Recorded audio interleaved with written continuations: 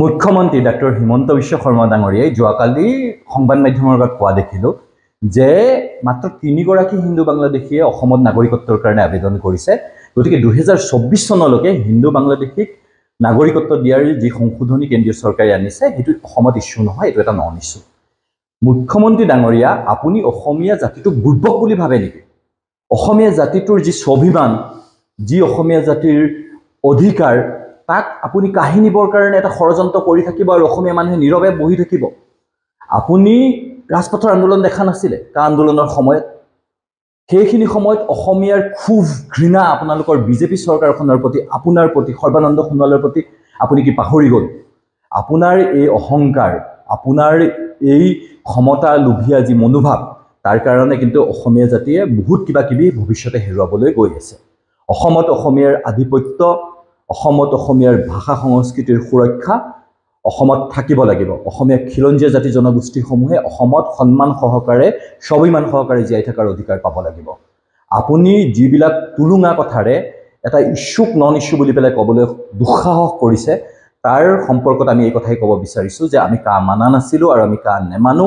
আমি কোনো কাৰণেই মানি নলওঁ যে হিন্দু বাংলাদেশী হওক বা মুছলমান বাংলাদেশী হওক বাংলাদেশৰ পৰা আহিব আৰু অসমত নাগৰিকত্ব লাভ কৰিব। 2024 চনলৈকে হিন্দু বাংলাদেশীক অসমত নাগৰিকত্ব দি দিব আৰু সেইটো এটা নন ইস্যু। মুখ্যমন্ত্ৰী ডাঙৰীয়া, আপুনি কেনেকৈ এই ধৰণৰ কথা ক'ব পাৰে? ডক্টৰ হিমন্ত বিশ্ব শৰ্মাক মই সুধিছোঁ যে আপুনি সঁচাসঁচি কৈ পেলাই অসমৰ মুখ্যমন্ত্ৰী নে আপুনি বাংলাদেশৰ মুখ্যমন্ত্ৰী? আপুনি অসমীয়াৰ মুখ্যমন্ত্ৰী হিচাপে দিছপুৰত বহি আছে নে আপুনি হিন্দু বাংলাদেশীৰ মুখ্যমন্ত্ৰী হিচাপে দিছপুৰত ক্ষমতা ভোগ কৰি আছে? আপুনি আচলতে কাক লৈ পেলাই ৰাজনীতি কৰিছে? আপুনি যেতিয়া ইতিহাস লিখা হ'ব, আপোনাক কিন্তু এগৰাকী কলংকিত, জাতিদ্ৰোহী, মিথ্যাচাৰী, সুবিধাবাদী ৰাজনীতিক হিচাপে ইতিহাসে চিহ্নিত কৰিব।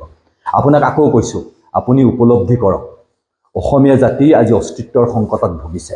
অসমীয়া জাতিৰ মাটি, ভেটি, ভাষা, সংস্কৃতি বাংলাদেশী আৰু বহিৰাগতই কাঢ়ি নিব বিচাৰিছে। আৰু আপুনি এফালে বহুজাতিক কোম্পানীসমূহক আমন্ত্ৰিত কৰি আনিছে আৰু অসমীয়াৰ খিলঞ্জীয়াৰ ভূমি, ডিমা হাছাওৰ ভূমি, কাৰ্বি আংলঙৰ ভূমি, এই পুঁজিপতি গোষ্ঠীসমূহক গতাই দিছে। আনহাতে আপুনি হিন্দু বাংলাদেশীক সংস্থাপিত কৰাৰ প্ৰচেষ্টাটোৰ বিৰোধিতা কৰাৰ সলনি মেৰুদণ্ডবিহীন মুখ্যমন্ত্ৰী হিচাপে আপুনি তাৰ সমৰ্থনত থিয় হৈছে। আৰু এই কথাবিলাকে কিন্তু আপোনাক অসমীয়া জাতিৰ দৃষ্টিত এগৰাকী মেৰুদণ্ডবিহীন কলংকিত নেতালৈ ৰূপান্তৰিত কৰিছে। মুখ্যমন্ত্ৰী ডাঙৰীয়া, আপুনি তুলুঙা কথাৰে অসমৰ ৰাজনীতি আৰু কলুষিত নকৰিব। আপুনি সাম্প্ৰদায়িক মেৰুকৰণৰ ৰাজনীতি কৰি পেলাই, আপুনি হিন্দু বাংলাদেশীক আকৌ সংস্থাপিত কৰাৰ ৰাজনীতি কৰি পেলাই অসমীয়া জাতিটোক ধ্বংস কৰাৰ এটা ষড়যন্ত্ৰত লিপ্ত নহ'ব। অসমীয়া জাতি এটা স্বাভিমানী জাতি, এই কথা আপুনি মনত ৰাখিব। আপুনি পাহৰি নাযাব যে অসমীয়া জাতি যদি ৰাজপথলৈ ওলাই আহে, তেতিয়াহ'লে আপুনি দিছপুৰত আৰু বেছিদিন ৰাজপথত থাকিব নোৱাৰিব। আজি কাৰ আমি বিৰোধিতা কৰি আহিছোঁ, কাৰ আমি বিৰোধিতা কৰিম, আমি কোনো কাৰণতেই 24লৈকে নাগৰিকত্ব দিয়াৰ, হিন্দু বাংলাদেশীক নাগৰিকত্ব দিয়াৰ যি সংশোধনী কেন্দ্ৰীয় চৰকাৰে আনিছে, সেই কথা আমি সমৰ্থন কৰিব নোৱাৰোঁ। কাৰণ আমি অসমীয়া জাতিটোক ভাল পাওঁ, অসমক ভাল পাওঁ। আপোনাৰ অসমক ভাল নাপাব পাৰে, আপোনাৰ দলটোৱে অসমক ভাল পাব নোৱাৰিব পাৰে, অসমীয়া জাতিটোক আপুনি আৰু আপোনাৰ দলটোৱে ভাল নাপাব পাৰে, কিন্তু আমি ভাল পাওঁ। আমি অসমীয়া হিচাপে গৰ্ব অনুভৱ কৰোঁ। আমি হিন্দু বাংলাদেশীক লৈ, মুছলমান বাংলাদেশীক লৈ ৰাজনীতি কৰাৰ কথা চিন্তা কৰা নাই। আমি চিন্তা কৰিছোঁ যাতে অসমীয়া জাতিটো মেৰুদণ্ড পোন কৰি পেলাই বিশ্বৰ দৰবাৰত স্বাভিমান সহকাৰে সসন্মানে জীয়াই থাকে। আৰু মুখ্যমন্ত্ৰী হিচাপে আপুনিও সেইটো বিচৰা উচিত আছিলে, কিন্তু আপুনি সেই কামটো কৰিব বিচৰা নাই। কিয় বিচৰা নাই? কাৰণ আপুনি মুখ্যমন্ত্ৰী হৈ থাকিব বিচাৰে। আপুনি দিল্লীৰ এজেণ্ট হিচাপে কাম কৰিব বিচাৰে, যাতে দিল্লীয়ে আপোনাক পুৰস্কৃত কৰি থাকে। আজি মুখ্যমন্ত্ৰী হৈছে, কাইলৈ হয়তো আপোনাৰ প্ৰধানমন্ত্ৰীৰ আসনখনতো চকু থাকিব পাৰে, কিন্তু তাৰ অৰ্থ এইটো নহয় যে আপুনি RSS আৰু বিজেপিৰ আঙুলিৰ ঠাৰত নাচিব আৰু অসমীয়া জাতিৰ বিৰুদ্ধে তাৰ পিছত আনটো ষড়যন্ত্ৰ কৰিব আৰু অসমীয়া জাতিয়ে নীৰৱে বহি থাকিব। আপোনাৰ বিৰুদ্ধে বিদ্ৰোহ হ'ব, প্ৰতিবাদ হ'ব, আৰু আপোনাৰ এই যি অহংকাৰ, ক্ষমতাৰ অহংকাৰ, সেই ক্ষমতাৰ অহংকাৰক কিন্তু ৰাজপথত এদিন অসমৰ ৰাইজ ওলাই আহি পেলাই আপোনাক দিছপুৰৰ পৰা উলিয়াই আনিব আৰু আপুনি ক্ষমতাচ্যুত হ'বলৈ বাধ্য হ'ব।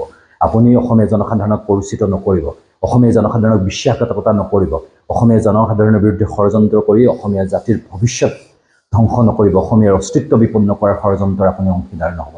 যদি হয়, ইতিহাসে কিন্তু আপোনাক মাফ নকৰিব ডক্টৰ হিমন্ত বিশ্ব শৰ্মা ডাঙৰীয়া, সেই কথা আপুনি মনত ৰাখিব।